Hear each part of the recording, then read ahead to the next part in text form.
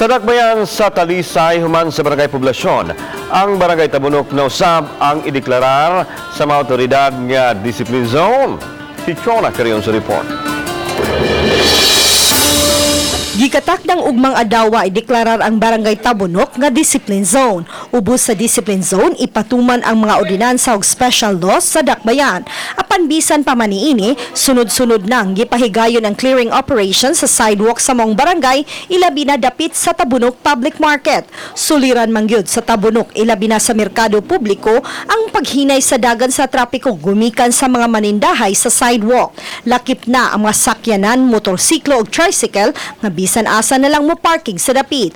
Hinuon sa pagkakaroon mato ni Joy Tumulak, ang head sa City Toda, nga dako na kaayo ang kausaban sa Tabunok Public Market. Panghinaot ni Tumulak nga padayong mutuman ang mga manindahay ug ang mga motorista alang sa kahapsay sa palibot. So ang gibuhat karon sa atuang barangay, ilan ning gibisitaan ang tanan nga mga establishmento.